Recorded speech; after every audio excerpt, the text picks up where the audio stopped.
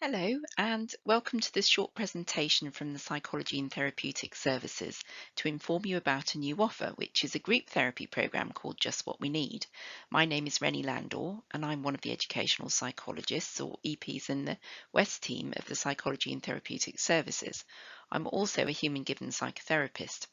I've delivered the Just What We Need programme twice before when I worked for Cambridgeshire County Council as an EP, each time for a group of parents, but the programme can be adapted for specific groups, such as a workplace group, such as teachers, and in other workplaces, and for young people. In fact, it's for anyone who would benefit from an opportunity to reflect on their emotional well-being and how they can improve it. The programme is based on an organising idea that comes from the Human Givens framework. Some of you may be familiar with the core ideas and concepts as the framework has been adopted by Suffolk Mind. They have renamed it as Suffolk Needs Met. In fact, you can access free training with Suffolk Mind on an introduction to the Human Givens if you would like to find out more. Please note that this presentation is about the 12-week therapy programme that is based on the Human Givens framework. This visual explains the Human Givens organising idea. In fact, these are the givens of being human. All human beings have to have their physical needs met, as listed within the ground part of the visual, and then we can start to consider how to get our emotional needs met. All humans have emotional needs. See the left side of the visual. The Just What We Need programme helps participants understand their emotional needs and how to get them met in balance by using their innate resources. See the right side of the visual. For example, the imagination is an amazing tool or innate resource that we all have to a greater or lesser extent. Positive use of the imagination can help with problem solving creatively and is perhaps at the root of how we evolved as a species of human beings.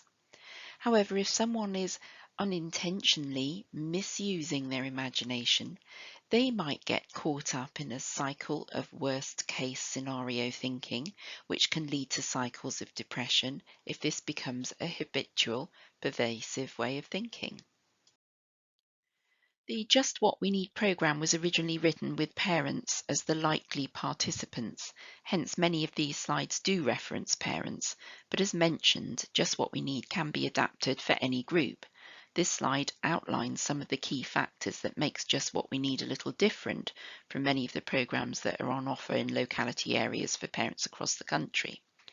A good therapeutic group leader enables participants to arrive at their own ideas and solutions to help themselves, using appropriate materials, ideas, and resources. It's a little like planting seeds for someone in their garden. If they pay attention to those seeds and water them, they're likely to grow into beautiful plants. If the seeds are ignored, then they may grow anyway, but again, they may not. Participants benefit from the programme depending on how much attention they give it. A Just What We Need group facilitator is knowledgeable about group dynamics and how to create a safe, contained space where personal development can happen. It's not a programme where participants are told what to do. Potential participants who are parents are told that this is not a parenting programme, but is to provide them with some me time and time for themselves to reflect on their own needs as parents.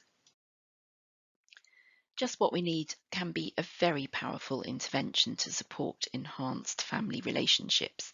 You may have heard of Paul Dix's book, When the Adults Change, Everything Changes.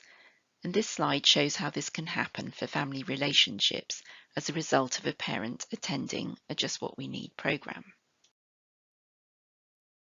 And also how change can happen for anyone who's accessing the Just What We Need programme. The original programme has 12 sessions, each 3 hours long, usually delivered over a term with a half-term break in between, but it can be adapted to be slightly shorter. For example, this is the weekly theme for my adapted version of 10 sessions of 2 hours each. You can see here how each theme takes an emotional need. Remember the left-hand side of the Human Givens framework visual in slide 2. The next two slides give you a summary of the types of techniques and themes that are used within the programme. Although there is a manual available for Just What We Need facilitators who have attended the 4-day training programme, the written content can be used creatively and flexibly, including key psychoeducational concepts and techniques that best fit the needs of the group. After each week, the two group facilitators meet to plan the detail of the next session, adapting it as needed depending on what has come up in that session. Some of the content listed here was not in the original program manual, but was added to fit the needs of the group at the time. Each Just What We Need session offers participants opportunities to just have fun with art and craft activities as well as games. Many people initially feel a little cautious or underconfident in taking part in these, but the group processes can be used to support them to participate and have some fun. You may recall that slide 6 mentioned the importance of knowing how to set realistic and achievable goals. The picture in the bottom right shows a goal tree with people's weekly goals written and hung on the tree. We revisit goals each session and people have opportunities to reflect on why they may not have been successful in achieving the goal that they set for themselves and adjust their expectations of themselves and others. Here you can see some examples of the types of goals that some of the parents set themselves. Perhaps as you read through them, you might consider it if you think they appear realistic and achievable. Evaluating the impact of the Just What We Need programme is built into each session. We look for within session change, taking a measure of how each person is feeling at the start of the session compared to at the end of the session. Our goal is for people to leave the session feeling better than when they arrived, and you can see from the pie charts that this is so for the majority of participants in these two groups.